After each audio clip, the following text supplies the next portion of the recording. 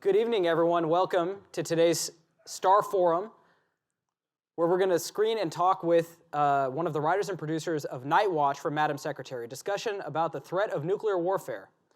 And we'll be looking at this through the lens of the CBS drama. It was a season finale of season 4 last year. I'm Vipin Narang, Associate Professor of Political Science and a member of the MIT Security Studies program. I work primarily on nuclear weapons and nuclear strategy. And I'll just be moderating today, but I'm thrilled and honored to introduce our guest speaker, Alex Maggio. Mr. Maggio is a writer and producer on the CBS drama Madam Secretary. He was part of the team that developed the storyline of Night Watch and figured out how to dramatize the danger of hair-trigger nuclear alert status. As an MFA graduate of UCLA, his thesis play, Lost Cause, was an Alliance Kendeda National Graduate Playwriting Competition runner-up and an O'Neill Semifinalist. His theatrical work has been performed in New York, LA, Atlanta, Houston, Aspen, and Santa Cruz. Before becoming a playwright, Alex worked as an analyst at the Defense Intelligence Agency in Washington, D.C., and as a teaching fellow in history at the Andover Phillips Academy just up the street. In his spare time, he's a trivia junkie trying to relive his glory days on Jeopardy, where he was a 3-day champion. He has a BA from Yale University, and we're very excited to have Alex with us today. He will show a clip from the episode, and then a short discussion about how they arrived at the concept and the show itself. And then I'll make a few very brief remarks before opening up for question and answer. For Q&A, I'd like you to remind everyone to ask only one question and line up behind one of the mics on either side to ask your question. And please keep it brief so that Alex can actually answer your question. So please join me in welcoming Alex Maggio, and we look forward to the clips and your discussion today, Alex. Thanks for coming today. Thank you. And they do talk again tomorrow, and I'm going to give you another waterfowl. I'm going to give you another brief spoiler and tell you that ultimately Elizabeth McCord, our Secretary of State character and the hero of this story, is able to sign a treaty with the Russians, agreeing to mutually de-alert our nuclear missiles, thereby presumably reducing this particular threat to our lives and safety. So this is an episode that ends with a win, so you know. But I would encourage everyone to go watch it. So I just want to take a moment to thank MIT Starr Forum and Mass Peace Action for bringing me here today. It's an absolute thrill to be in this setting.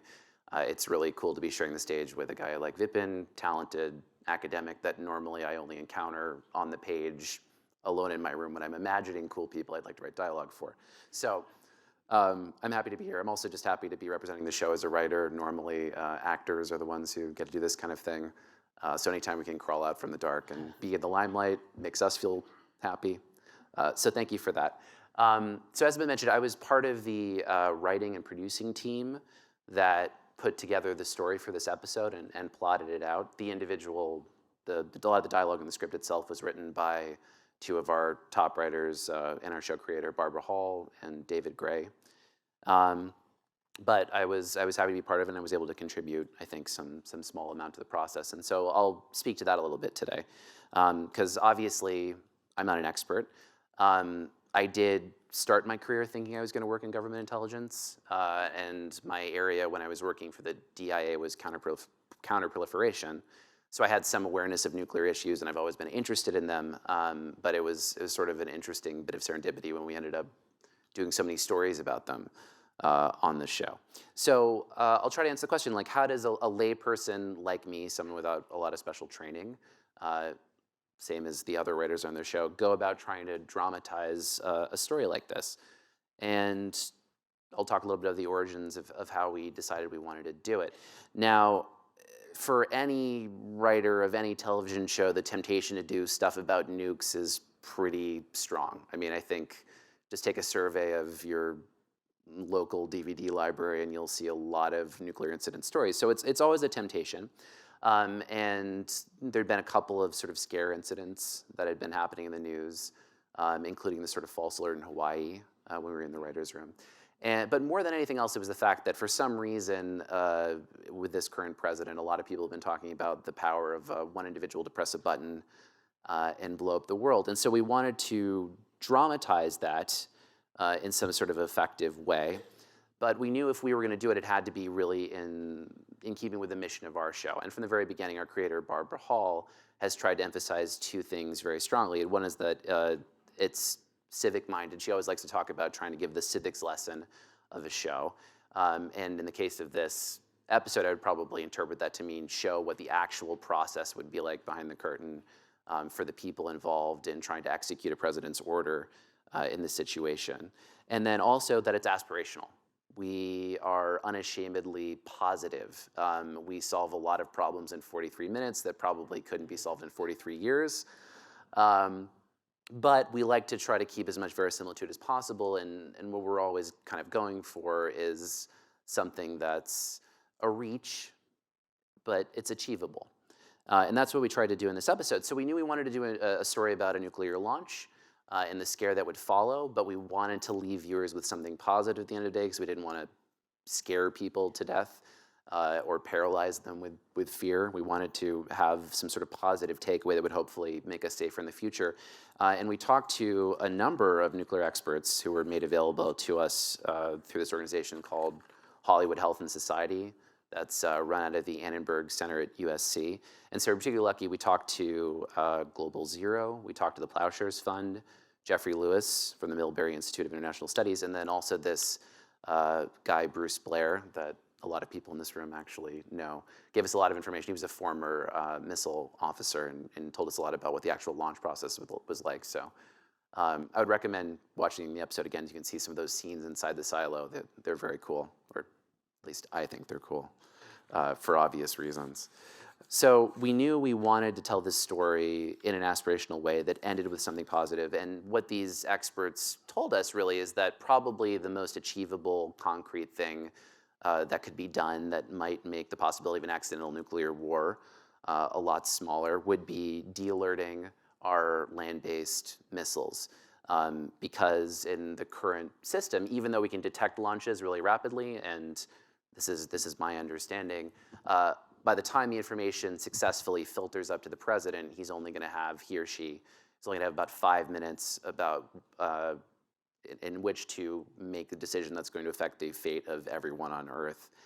And as writers, you know, we really are interested in putting our characters through that situation. And in particular, we're always looking for flaws and possible tragedies to exploit for drama. And so it's always more interesting to us when we take a very responsible, intelligent, reasonable person, and that absolutely describes the character of President Dalton on our show, into this situation where it's incredibly high pressure and you're dealing with a certain doctrine that's existed for decades that says you can only make one choice. And we wanted to dramatize how intense those few minutes would be. So that was our intention.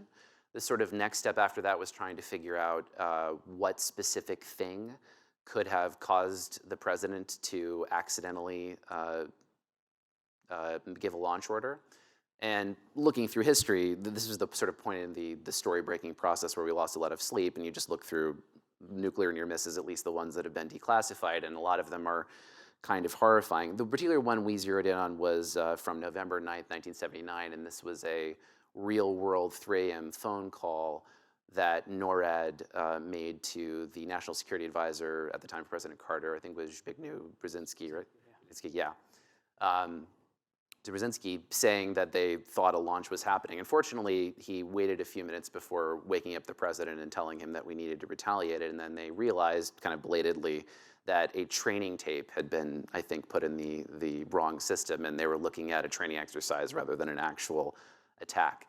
We thought that sounded pretty good, and we also kind of liked the idea that when you keep a certain system in place, history might repeat itself, and you shouldn't, if you don't reform a system, you run a risk of having the same mistake happen again. So we decided to sort of crib from that a little bit. It was referenced in the debate. So we had the sort of generalized elements of what we wanted to do with the story, and we had our sort of basis on a real event to be inspired from. And so then we kind of played around a little bit with the format. If you watch the episode, you couldn't really see it here, but we actually go back in time and we look at different shifting perspectives from those few minutes where the false information starts first coming in, to the reactions of people, and the eventual recall order. So we really hyper-focused on those few minutes. Beyond that, we tried to be very truthful to what the experience might be like for the people involved. That's why you see in the setup of this episode, a lot of people going through their daily lives. Like imagine you're playing tennis with your buddy and all of a sudden you get a text message telling you have to participate in the continuity of government plan at Mount Weather, which itself is a totally fascinating subject that I would recommend people looking at. We don't see it, we didn't see it in this clip, but ultimately our main character, Secretary of State Elizabeth McCord, when she eventually finds out that this is taking place, decides she wants to die with her family rather than go on without them. So she tells her security detail she doesn't want to be evacuated. So we tried to be truthful to what the human drama of those individual moments might be for the people who are the leaders of government, for the people who might be asked to survive, for the people who wouldn't be asked to survive that particular event. And then we really tried to get the details right. We had we're fortunate to have a number of military consultants who are really able to help us. I mentioned Bruce Blair earlier. We also had numerous connections we made through the Glover Park group in Washington, D.C., who helped us get a lot of the details from the biscuit to the football. There's so much jargon in the military. It always drives us crazy as writers. We kind of leave blank spaces and then call begging for help from technical experts who can then help us fill them in through the whole process of issuing the launch order. And hopefully we came as close as we could be within the confines of a 43-minute network drama to illustrating that. And ultimately, I hope people come away with the point of view that 5 minutes is an awfully short time for anyone to make a decision, and whether or not you believe that that's the right posture. And we try to be very faithful to the other side of the coin and the military arguments for why you don't want to remove one leg of the stool, as we heard referenced multiple times. We try to be faithful to that side of the argument, but we hopefully, at the end of the day, people watching this episode will come away with the kind of curiosity and interest that'll lead them to get more educated and engaged in the subject. And that, beyond just entertaining people and speaking to artistic elements of the human condition or whatever else we tell ourselves when we look in the mirror in the morning, we really hope that we can motivate people to learn more and hopefully connect with experts in the field who can help them become more engaged, either politically or just as citizens. So that's the process of writing this episode, and I'm happy to answer any questions you might have about decisions we made that I didn't get to in this little talk. So thank you.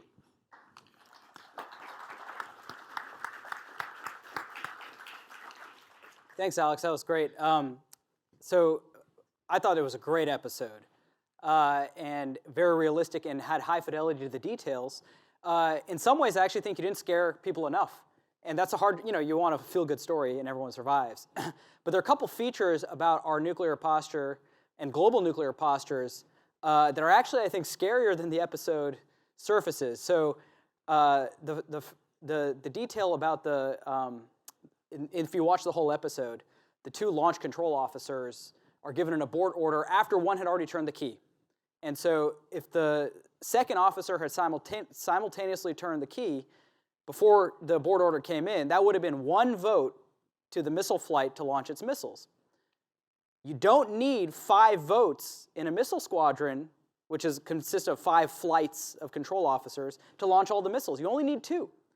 And this was by design. All of the features in the episode that kind of look insane in American nuclear strategy are features and not bugs of American nuclear strategy. This was how the system was supposed to be designed, with a ton of redundancy, so that assuming that we would be losing pieces of the command and control structure, losing missile flight officers and launch command centers, so you only needed 40% of the officers to concur to launch the missiles, and if they didn't, there was still an airborne system that could override the launch control centers and launch the missiles.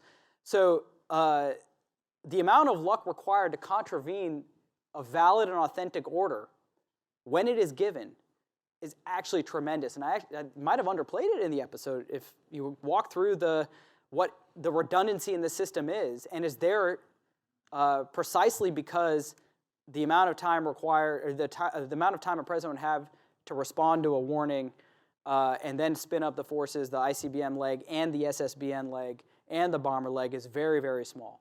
And so the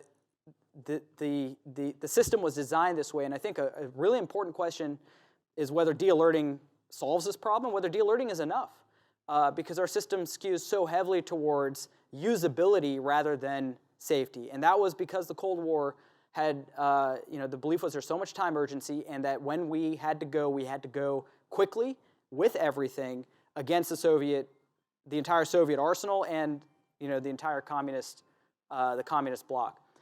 The second thing that's interesting about the episode to me was this was a scenario responding to a warning. So we were retaliating to a warning from the Soviet Union, or Russia in this case.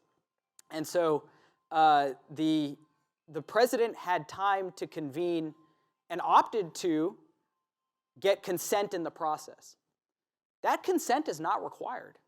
The president does not require the consent of the National Security Advisor, the Secretary of State, the Secretary of Defense, or the Stratcom commander in order to launch nuclear weapons. That does not constitute a valid and authentic order. If the president, so we take the Hawaii missile false warning, if President Trump had seen a tweet about it on his phone, and we'll use President Trump as an example, but this is a process that has existed from the beginning, and decided that he, without being informed by the National Security Advisor or anybody else, he saw the tweet, there's a missile incoming to Hawaii, and that was a tweet that was out there during the fog of this alert. If the president decided, you know what, Kim is done, I'm going to launch a first strike with nuclear weapons against North Korea, nothing can stop him. If he had called the military off, short of a mutiny, if he had called the military aid over that carries the football, he didn't have to consult with the National Security Advisor. If he picked up the phone, called the duty officer at the National Military Command Center, whipped out his biscuit, and hoping it wasn't Cheerios or something, and said, this is the President of the United States, authenticate Alpha Zulu Tango 965, strike package North Korea, the duty officer at the National Military Command Center would issue the order to the forces. It would not be or require approval from the Secretary of Defense, Chief of Staff, National Security Advisor, Secretary of State. The process that's in the show is consultative in a lot of ways, but it is not required constitutionally for the President of the United States to launch nuclear weapons. So the first strike scenario is actually the scary one. It would essentially take a mutiny or several key officers in this process who are not necessarily generals or have stars on their brass in order to stop the president from doing this. And even then, once the issue is ordered, you could have a large portion of the ICBM officers say, I don't want to do this. I have no reason to believe this is what the United States should be doing. You need only a small number of officers to override any attempt to slow it down. And the U.S. is almost unique in this. There's no other system that I know of publicly where you have sole authority, where the president does not require the consent of anybody else to launch nuclear weapons, he or she. Even in the Russian system, there are 3 footballs, and it requires the order to be issued from both the president, so President Putin, and one of the other 2, either the Chief of General Staff or the Minister of Defense.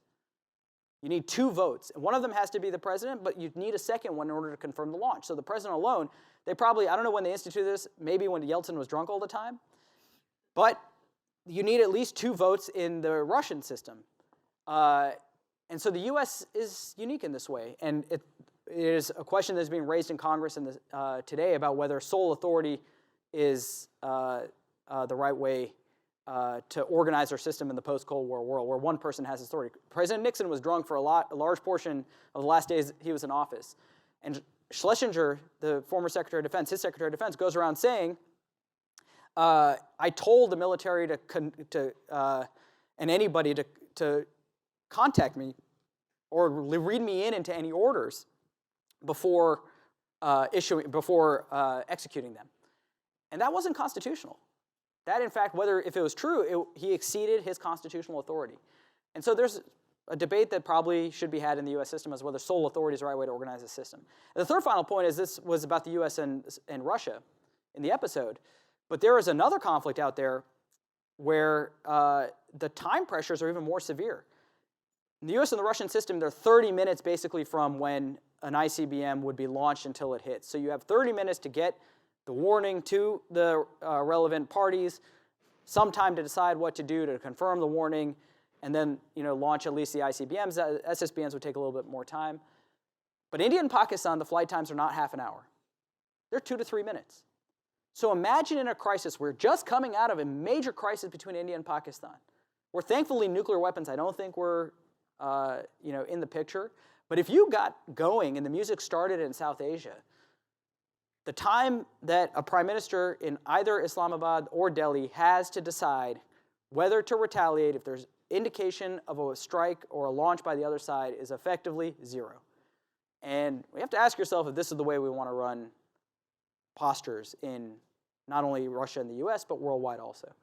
So I thought the episode raised and surfaced a whole bunch of interesting questions, and it was almost probably too optimistic actually about how lucky we could get, because if that scenario actually happened, we're also banking on the redundancy in the system not to override the abort orders, and that was always a feature of the system and not a bug.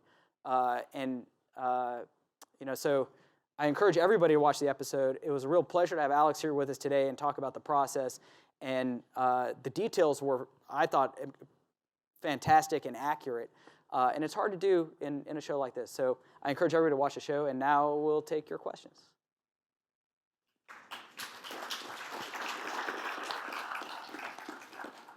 Thank you for the presentation. I did not see the episode, but I was wondering, I remember growing up, there always was a hotline, a red phone between Moscow and Washington. Is that part of the protocol anymore in terms of if there's a possible alert, get Putin on the line, verify if this is happening or try to verify it or not? I mean, I think so, but depends on somebody being on the other end of the line too. I don't know what the state of the hotline currently is. I mean, these confidence building measures, I know that there is one between India and Pakistan, but at the military to military level, not at the prime ministerial level. Right. It would at least be an opportunity to find out if, in fact, it is a false warning. Right. Thank you. Please come to the microphones if you want to ask a question so everyone else can hear you.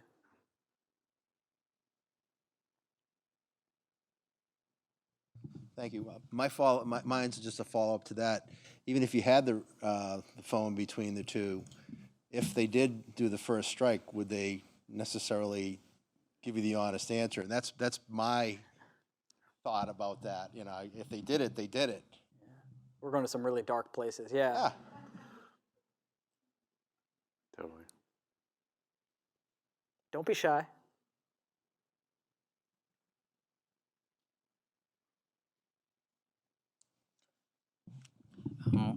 My name is Sung Min-go, and I'm working as a consul in the Korean Consulate General. Thank you for making the fantastic episode. I already saw the whole episode. It was very moving. The question about my question is that whether if in the near future North Korea attempts another provocation, such as the demonstration of the ability technology of re-entry into the atmosphere, or the ability to make warheads enough to be loaded into an MIRV. Do you think President Trump will press the button? That's a question. I don't think my opinion's worth a lot. I don't know. I think any military strike on North Korea, either with conventional or nuclear weapons, runs a very high risk of a nuclear weapon being used in the region. Probably U.S. bases or forces in Japan, maybe South Korea, although there's some evidence that Kim Jong-un wouldn't use nuclear weapons against fellow Koreans on the peninsula. But in extremis, the fear, we have to assume that Kim Jong-un has designed his command and control structure such that any sort of centralized control of his nuclear forces rapidly shifts to being able to use them before he loses his nuclear weapons. And that creates a very dangerous dynamic. I mean, he has long been afraid, and North Korea has reason to be afraid that if the U.S. wanted to attack him and eliminate him or his nuclear forces, it would have to be a surprise attack. And we desensitize North Korea all the time by running B-50, B-1s, which they think are nuclear capable, which technically are not, but they think they are, up to the NLL and back, and one day all they have to do is take a left turn. And that's how the music would get started with North Korea. And so we have to assume that he's instituted procedures to rapidly launch nuclear weapons in an effort to improve his chance of survival, even though it would be relatively low. And the arsenal size now is, depending on whether you believe the CIA estimate or the DIA estimate, anywhere from, let's say, 20 to 70 nuclear weapons. The idea that you can go and get all of them before he uses them is a very risky sporting proposition. And there is a world in which, okay, you can attrit the force, and you got missile defenses, which may, in theater work, and then our national missile defense really doesn't, it's not great yet. So you're talking about potentially, exposing a state in the region to a nuclear attack and possibly the United States homeland. And President Obama, if Bob Woodward in his book Fury, Fire and Fury, they did, there's this anecdote where President Obama said, look, if we were going to go get it, can we go get it? And the assessment was we can eliminate 80% of North Korea's known nuclear weapons capabilities. So you've got the problem of the unknown capabilities, and you have the problem of 20% of those that you do know are still going to survive and then probably be used. So I think that window's passed. And so I know Washington is allergic to the idea of accepting nuclear North Korea. You don't have to accept it, but you may have to live with it. And so the discussion today, actually, between your president and President Trump about a step-by-step slowing the program is a good idea. I think we should focus on slowing the North Korean nuclear program first, so it reduces the chance of vertical proliferation in North Korea, but also spreading nuclear weapons. North Korea's shown a penchant for selling nuclear technology. So for me, that's I think the more realistic and sensible pathway forward, as opposed to trying to eliminate their force by force. All right. Thank you very much. Yes, ma'am. Hi, I'm Annie Pates. I was Andover class of 10. Cool. I'm just curious about the differences between what we saw in the show and the example scenario you based it on, where he had those few minutes to wait to tell the president. Where was that in kind of the sequence you described and the sequence we saw take place?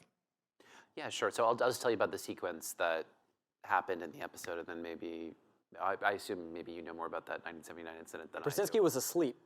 He was So woke. was the president, and so he was call. woken up, and then he said, I'm going to go back to sleep until they confirm.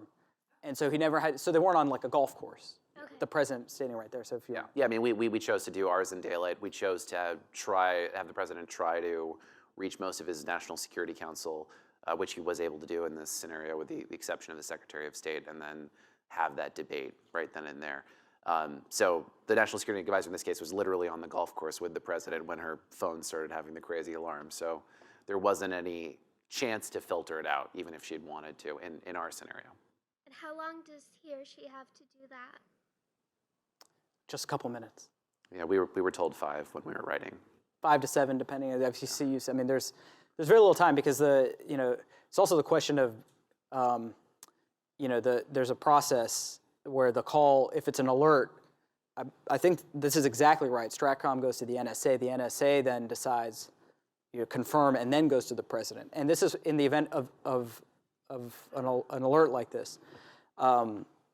If the president wanted to go first, then it's a different story. But in this kind of retaliation scenario, from the time that we detect a launch to, you really don't have a lot of time because 30 minutes incoming, you've lost 10 minutes by the time the NSA is probably contacted and reached.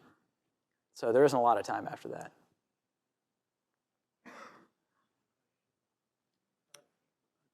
Hi, I'm Peter Metz, and Alex and I met last night when the whole film was shown, and it's very powerful, and I've seen it a couple times before. I retired from here quite a while ago. I was the executive director of what is now the Center for Digital Business. I chose a couple years ago to decide to focus my energy on nuclear disarmament. So I'm very, very, very concerned about this. and I think my question is to you, Vipin. If we do de-alert, aren't we still at tremendous risk?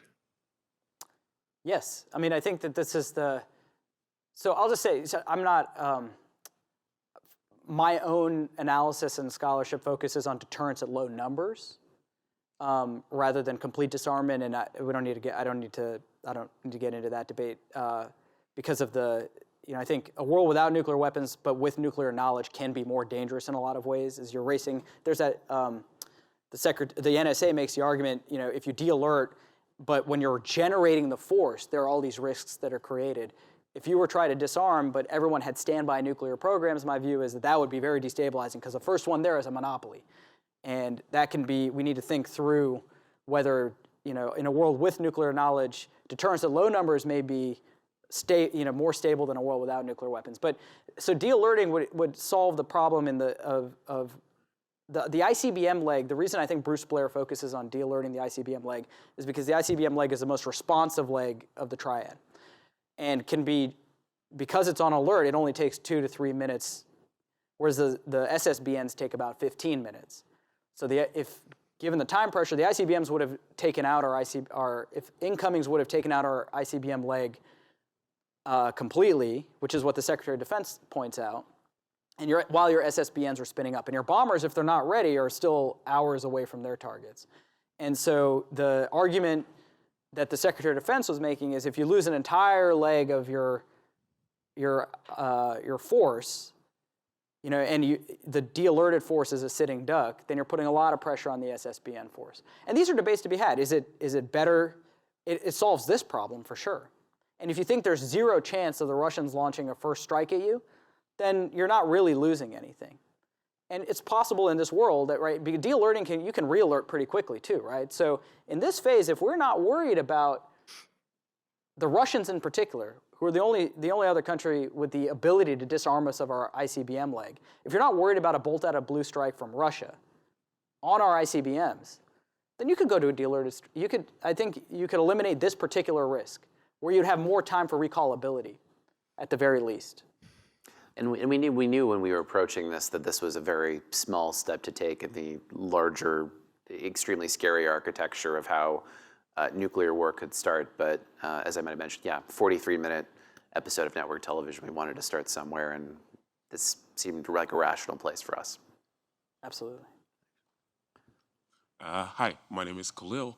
So it seemed to me that there was quite a bit of activity going on within a very narrow time frame. Very important decisions had to be made. But it didn't seem to me that any thought was given to maybe alerting the public that, we're under the threat of nuclear attack or missile attack. And so my question is, in real life, where does this happen in the sequence of events? It wouldn't. Yeah, that's what we were told. President Dalton has that great line, "What's the point?"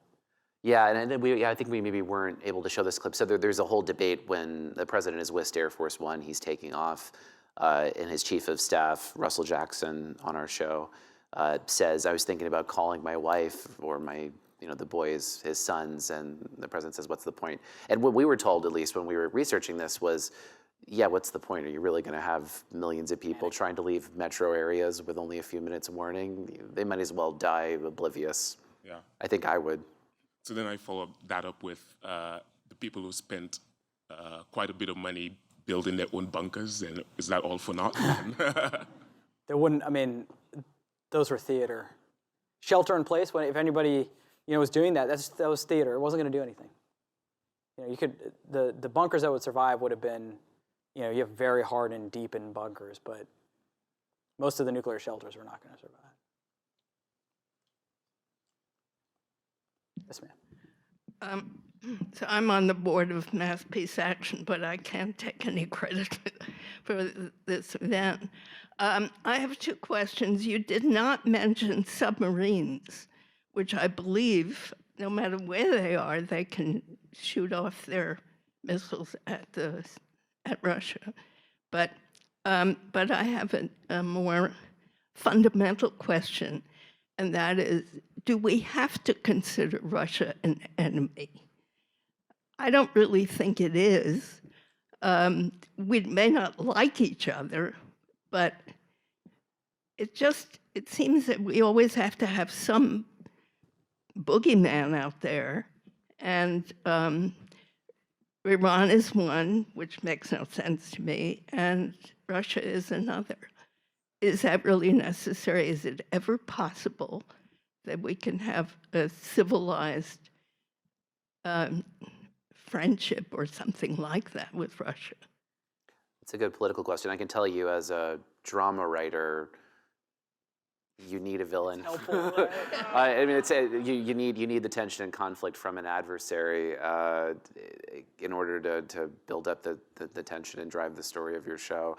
So in the world of our show, just from a purely fictional point of view, we did feel like we need that to create the plausible scenario for a possible false launch accident. It's the only plausible scenario too, right? I mean, this is not an issue.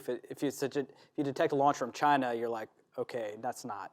Russia's the only plausible scenario. And we actually spent some time plot-wise building up tensions with Russia in a few episodes before this show, just to the point where we were hoping even a reasonable president could pause and think, well, I don't know, maybe they are really mad, maybe the Russian president is a little nutty. And we covered a little bit of that in the opening. I thought that was a great detail, actually, because it's not out of the realm of possibility. If we kill 300 Russian soldiers in Syria, whether it's an accident or not, and we accidentally bombed the Chinese embassy in Kosovo. The Chinese were pissed, right? They didn't know if they didn't think it was an accident. And so in this case, the lead up actually, it's plausible the president said, well, is he really that crazy and upset that it'd be a launch an all-out nuclear strike? And it had to be Russia in this particular case. In terms of the submarine part, we did try to touch on that a little bit when Elizabeth is arguing for de-alerting. One of the arguments she uses is all of the Ohio-class submarines we have available that we could use, and that her argument is why would we need the land forces in that case.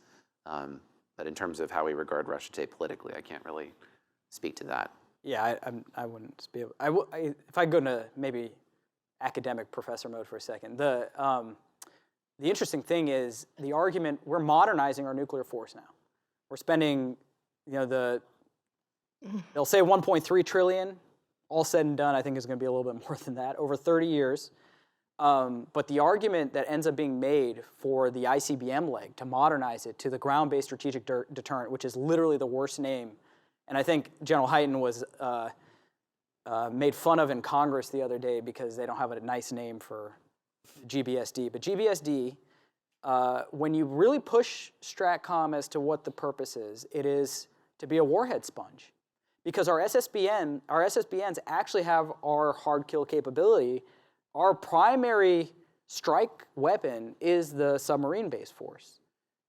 The missiles, the D5 on the SSBN are far better and more accurate than our ICBMs, although GBSD will be accurate. But when you really pushed, this is about the idea is to force Russia, and only Russia, to commit 1,400 warheads approximately to disarming us of the ICBM leg. And that's really the only rationale, warhead sponge. And so, as taxpayers, we're footing the bill for this. And I think there is a logic for the SSBN force. The SSBN force is, if you're going to have a deterrent, survivable at sea, this is the way to go. There's also, I think the air leg, the bomber force, has, real advantages. The ICBM leg, a lot of countries don't have ground-based. France no longer does. Britain does not. China and Russia do. India and Pakistan have mobile missiles, right? So you ask, we've had this legacy of the ICBM force, and it's ready and it's on alert. It's reasonable to ask, is this how we want to posture and structure our forces going forward? If you really think that the chance of a Russian first strike is small, we would devastate them with everything else we have. So it's an open question. I don't think there's an easy answer to it. Hi. Thank you for the preview of Madam Secretary. It looks like an exciting show. My question is, do you think the White Swan bombers that were flown down to near Caracas last December are a part of Putin's political theater, or are they there for any real military strategic purpose? I do not have a good answer to that question. In general, theater, I don't know. I don't know enough about that particular operation. Cole Harrison, about the nuclear winter theme that was in the film, when they say, well, it's just a theory.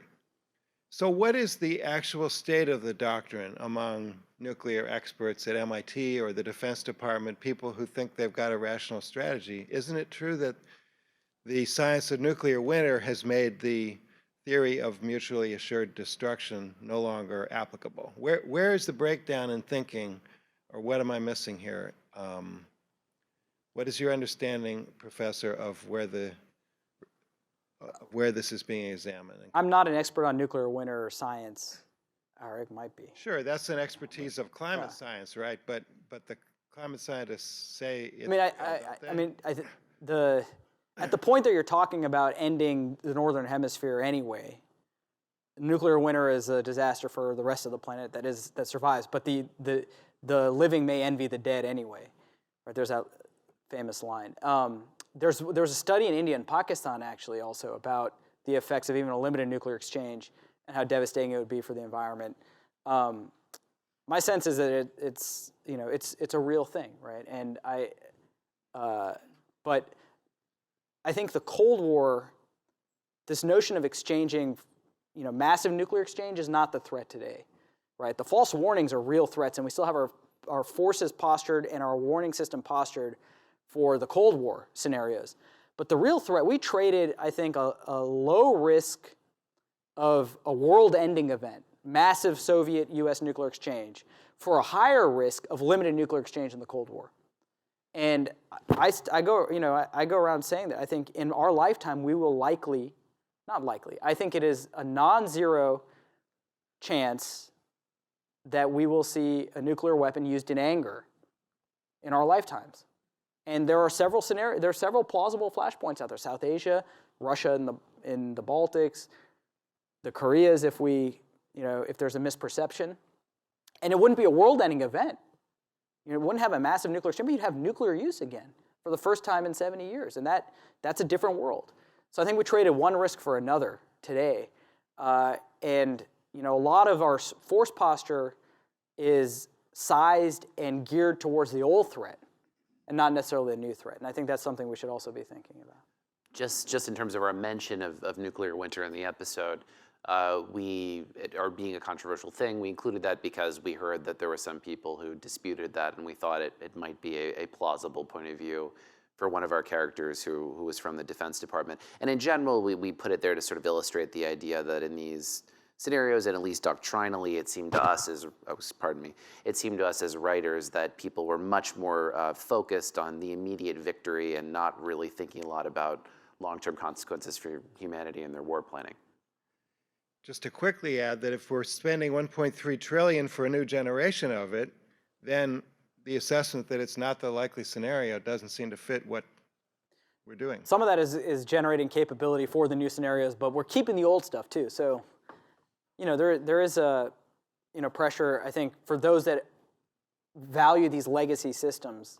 It's very difficult to convince them to give them up.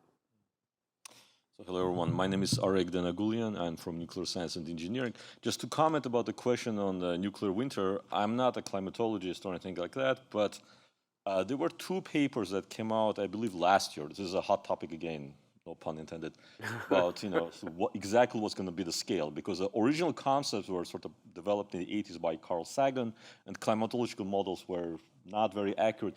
The difficult thing in trying to estimate what will happen is estimating how much particulate matter will get injected into the stratosphere.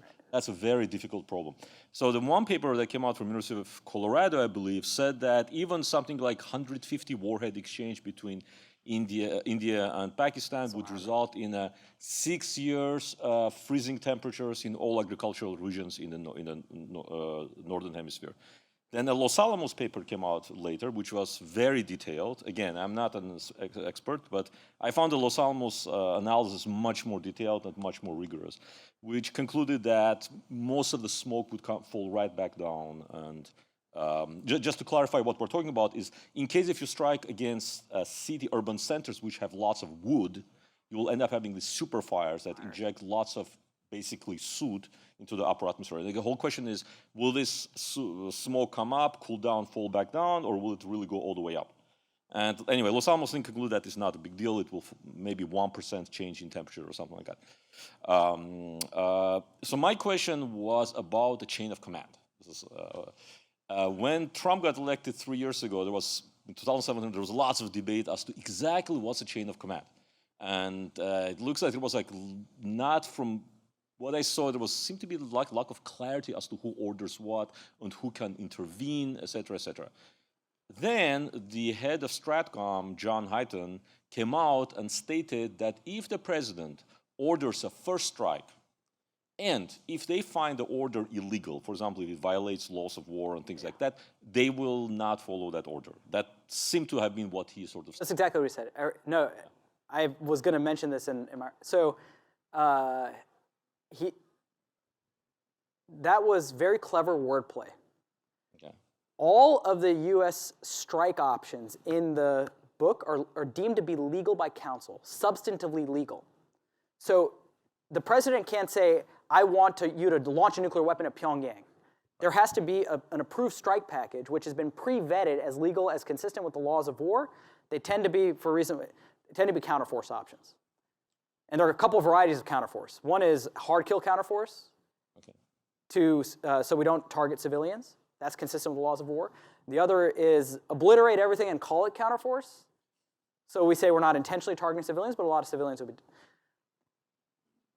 The only legal question then is the order given authentic and valid from the president?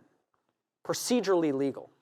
So what General Hyten, I believe, was referring to, and I think in subsequent conversations, there was some ambiguity as to what he meant, but I think what he really meant was, we will work with the president if he orders something that isn't an already pre-approved strike package or wants to do something that is not already vetted by counsel. We say, okay, that's not legal, Mr. President. We'll come up with something that is legal, substantively. Legal equivalent or something. Yeah, right? And then there's a question of process, procedural legality. So in the scenario where the president decides, I want to order a first strike on North Korea with a pre-vetted strike package, which does exist, Op Plan 8011, I don't know what the number is, or whatever the, when you guys are doing the research, when you came up with, strike option 1, Yeah. was that a detail that came from experts, or was that I don't know what the language is anymore. It keeps changing. I forgot where we got that, but it was relatively old language, I think. Yeah, there's. So I don't know what the modern. PSYOPs kept changing them, but in any case, if there was a pre-vetted first strike on North Korea, which I would be willing to bet dollars to donuts there is, the president picked up the football, the biscuit, national military. That is a legal strike order. So the scenario that General Hyten was referring to was if the president said, General Hyten, I want you to drop a nuclear weapon on Pyongyang and get Kim Jong-un. And the General Hyten would say, that's not legal, Mr. President. It's a first counter-value strike. It violates the laws of war. We do have an option that is legal. If you'd like to do that, it is your prerogative to do that. Just in terms of the Drama of Our Own episode, we did have the Stratcom commander countermand the order, presumably completely illegally. But like I said, we're aspirational. Yes. Yeah, I borrowed, a couple of years ago, I borrowed a DVD tape from a local library, there where I live. It's on Eisenhower. So at the end of the DVD is a speech by Eisenhower, President Eisenhower, and he specifically warned the danger of the military-industrial complex in the late 1950s. So I want to reflect comment on that. He was a general, and of course he knows the importance of a strong military. And even him warned the danger of a too strong a power of the military-industrial complex. He said the reason why we explained why we expend so much money, as you explained it, on this capability. Just in terms of, I'll just speak for a moment about writing our show. We're constantly looking for obstacles for our Secretary of State to, performing her job.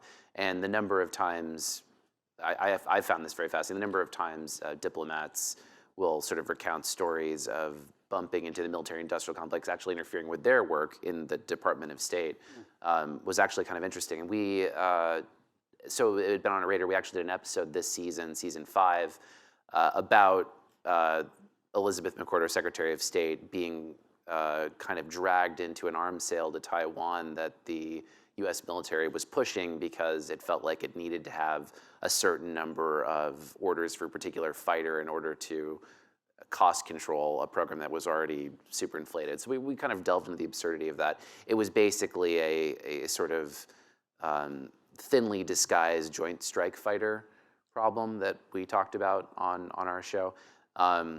But just as an outside observer, as someone who's trying to write about people in government trying to do their jobs effectively, it certainly seems like the inertia of a system where congressional representatives have very powerful caucuses, forcing them to order a lot of spending, seems like a real problem.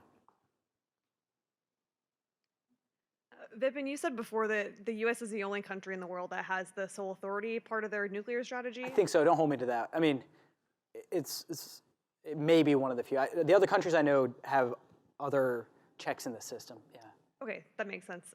Then do you think, it sounds like you kind of are of the opinion that that's a bad strategy to have. Do you think there's a better strategy that already exists that would maybe be a better option for the United States? So, I mean, again, it's a feature. It was a feature, not a bug. We operated in a world in which it wasn't clear that the president would be able to get the Secretary of Defense or the STRATCOM, and if you needed consent from a very specific individual given the time compression, and that individual, Secretary McCord, was not available, what if she was the only person that could consent to then the whole system fails. And so there was a reason why we had sole authority, and the president had the military aid always with him or her, could always reach there's a duty officer, 24/7 National Military Command Center, and then it just goes out. And so there was a logic. It came with a risk, and everyone understood what the risks were. The belief was, until Nixon got drunk all the time, that the president would be, within his or her faculties and wouldn't just pick up the phone and say, "I'm going to have fun today," right? So in the other systems are designed, like the Chinese, Indian, and I think the Pakistani system also are designed. They have very different peacetime and wartime postures. Whereas the U.S., and especially the ICBM force, as the episode points out, is almost always on wartime posture, always alerted. And so, is there a better system? Senator Warren is proposing no first use. Now, for me, no first use in and of itself doesn't really, you can say no first use, but your adversaries won't believe it, and your allies will, which is the worst possible world. So without an attendant change to your posture, you need to, if you're going to do no first use, you have to de-alert. It's the only way to make it credible. You may have to take other changes, but this is a debate we should have. I don't have the answers. I have personal beliefs, but I don't have the answers to this. There are other ways to do this. You could network footballs. We could do what the Russians do and have 2 votes, 2 out of 3, the chance, or 3 out of 4, 2 out of whatever you want. There are ways to get out of the sole authority system if you think that's a concern. So far, it really wasn't an issue. And I think a lot of this is there is general unease with President Trump, but we gave President Obama, we gave President George W. Bush, we gave President Clinton the same authority. So this has long existed, and now I think a lot of people are worried, is it actually a feature and not a bug, and do we want to change it? But I think it's just important to know what the process is, and then absent a viable alternative, this is what we've got. And it wouldn't be the easiest thing to change it. So I think the most important thing is public debate about it, right? Is this something that we want to empower one person with? Because the downside is something crazy. The upside is if the U.S. ever had to respond quickly, we're in a position to do it. But that may not be the world we're in anymore. Thank you. Thank you. Hi, my name is Martin. My question is a little bit more political incentives generally around this area. And my understanding, maybe limited, was that the upgrading of the nuclear the 1.3 trillion, whatever, was the political price that Obama paid in order to get New START approved. And so if you look at something like that, you could say, okay, with the US withdrawing from INF today and New START will expire, there isn't another necessarily, 1.4 trillion something political to give to even incentivize perhaps a new INF treaty, maybe broader, but any sort of nuclear arms control. So anyway, we talked about the military-industrial complex. I've heard it referred to as the military-industrial congressional and you talked to this a little bit. Build in all 435. We referenced the ICBM caucus in this episode. Yeah. So anyway, where does the political will necessarily or incentive come from to even take a next step, even if the next step is doing things we've done in the past, which is reach agreements? I could talk about what we did in this episode. I didn't really show you the full solution element, but it was through public demand. The president decided, our fictional aspirational president decided to declassify a whole series of nuclear near misses and problems that had happened in order to sort of motivate the public to tell the representatives that they wanted to de-alert and support the idea of a treaty with Russia that would de-alert. That's how we did it in our show. Again, very aspirational. It was the sort of classic TV thing of tell the people and they'll do the right thing. And they did in our fictional world, but it certainly seemed to us when we were researching it that you'd really need a very strong populist wave of demands doing this, because otherwise it seems like the only people who are politically engaged in it, at least on a lower average citizen level, are the ones who are stakeholders.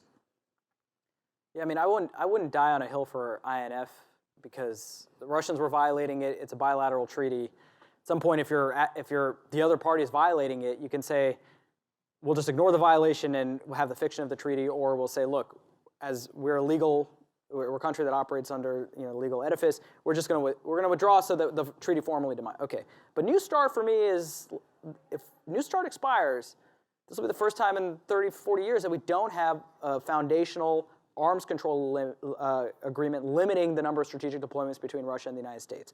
I will die on a hill for that because it has so far been there's been bipartisan support for it. Why? Nobody likes to talk about it, on the, keeping the Russian force small is great if you're a counterforcer. You can go get that.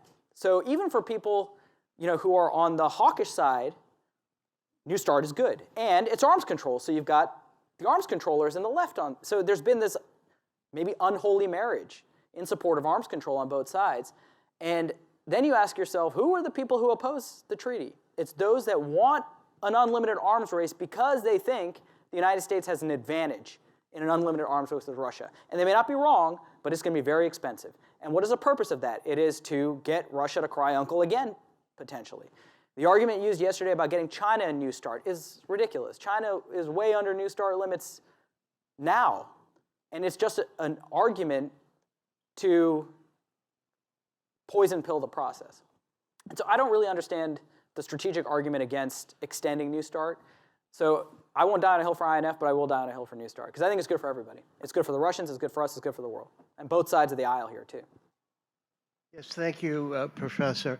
I wonder if you could talk a little bit about, well, in very simple terms, the current status of funding and money being spent in research on attempts to knock down incoming missiles, and whether you think there is any feasibility to that, and whether you think it would simply exacerbate the arms race if we were successful and it were known and publicized. So missile defense, interesting question. It's not the 2018 nuclear posture review didn't scare the Chinese or the Russians. The 2019 missile defense review did, because it threatens their ability to penetrate and retaliate against the United States. And it is not that our missile defense works today, it is the fear that it'll work tomorrow that drives them to modernize their arsenals, work on countermeasures like hypersonic vehicles, decoys, MIRVs, all of those to saturate the system. Our regional missile defenses, so there's often you'll hear the conventional wisdom, missile defenses don't work. That's not true. Our terminal missile defenses, Patriot, our theater missile defenses like THAAD and Aegis Ashore are actually pretty good. Our mid-course system against ICBM targets is not great. It's actually pretty poor, 57% I think is the empirical intercept rate. But that doesn't mean it's not going to get better. The problem is, you can integrate all of these systems to track and improve your kill accuracy, and there are ways to do it. But the question is whether the adversary always has the advantage. You'll always be able, the interceptors are so expensive that you can saturate the system pretty easily. Hypersonics will be a big problem for missile defenses. For every time we think we are about to solve it, the adversary can develop a countermeasure against it. So the question is whether you're just fundamentally on the losing side of that balance. And I personally believe we are. And you can't do it with the Russians. Even no matter how good your first strike might be, the Russians will have enough that survive probably to saturate the system. Maybe against the Chinese, you can tell yourself a story, but I even have a hard time believing you can do that against the Chinese. And there are advantages, the academics have always believed that there are advantages to mutually assured destruction and mutual vulnerability.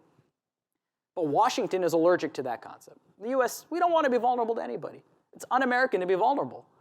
And that has driven a lot of our strategy over the years. And there's a lot of money into it, but there's also, you can sell it politically because they're just defenses. And you want them against North Korea and Iran, but you're worried about a rogue state launching a missile.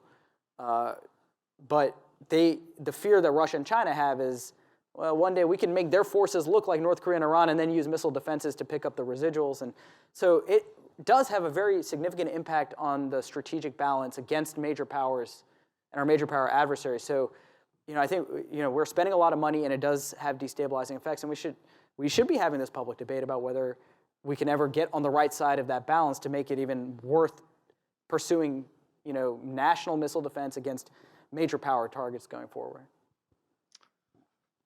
Hi, thank you. I'm Jonathan King from Mass Peace Action. I actually chair the Nuclear Disarmament Working Group that brought Mr. Maggio here.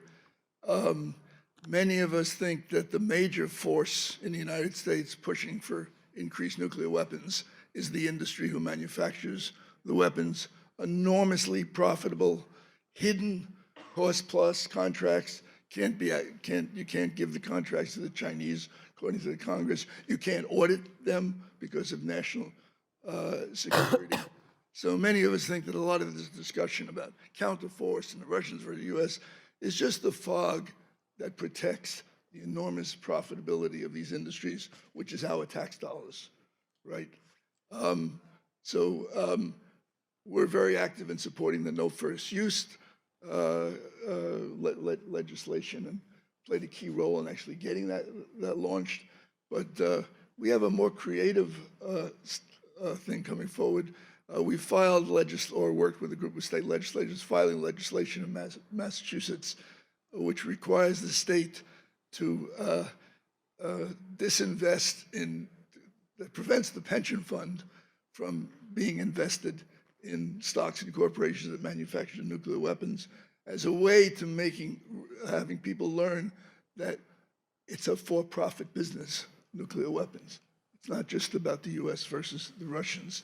So there are some petitions going around, they're the no first strike petitions, but if you sign it, you get on our mailing list, and when the hearing occurs in the state legislature as to whether the state should divest from corporations investing in nuclear weapons, we'll want all kinds of folks to come and give their 3 minutes testifying that you think that's a good idea. Thanks. I didn't hear a question there, so. I'm not very good at talking in front of groups, but I'll try. It was mentioned that if there was a strike coming from a foreign power, they'd be angry at us, and they might be pissed off and send a missile our way. And I thought of Donald Trump this past summer and fall being very angry at Kim and thinking of bombing him with a few limited missile strikes. And at the same time, I was in Asia, I was in North Africa, and people, as soon as they found out I was American, they came looking for me, and they said, is Donald Trump going to end the world? So we're talking about foreign powers maybe getting mad at us, but he was the guy that was the most angry, I think, this year, and kind of crazy. And so that's what I told people, that he was a mental case. In terms of the scenario, I'm sure there's a lot of agreement there. In terms of the scenario that we concocted on our show, like I think I mentioned before, we wanted to really get into this situation of what would it be like for a rational, reasonable, intelligent president to be faced with that choice, and sort of show this whole thing unfolding. Like, best case scenario is you have a person like that in power, and even then, this, you know, our president in this show, who's a pretty immaculate character, I think overall, kind of bowed to the pressure of his military advisors and ordered the massive retaliation. Of course, in the writer's room, what we're all talking about, though, was we're hoping that when someone sees how a rational, reasonable person reacts, they're going to start thinking about how a less than rational, possibly upset, maybe not clear thinking or consulting other people type of person might respond. And so I think Can I ask you, is President Dalton modeled on George H.W. Bush? Yes. Is that the model you have in mind? Yes, I mean he's one of the models, but generally speaking, that's the model. I always think of Poppy Bush when I. We actually have a question from one of our Facebook viewers. Carol wants to know, Alex, was it intentional that it took a female with emotions to point out the problems of the policy? I would say not specifically. What our intention was when we were having that argument really was to show how a female secretary, basically how it's hard, I think in a lot of ways it's harder for a female politician or a female political leader to push back on the military because they're a little bit probably more subject to sexist arguments. But I think what we all believed in the room when we were talking through it is, you know, it actually, an emotional response to something like that is a rational response. There's no distinction between those two things. And hopefully you found it effective in the scene. Okay, I think we've actually reached the end of time. And please join me in thanking Alex for joining us today. We had a really great time. Thanks for coming today. Thank you for having me. Really nice. A lot of fun.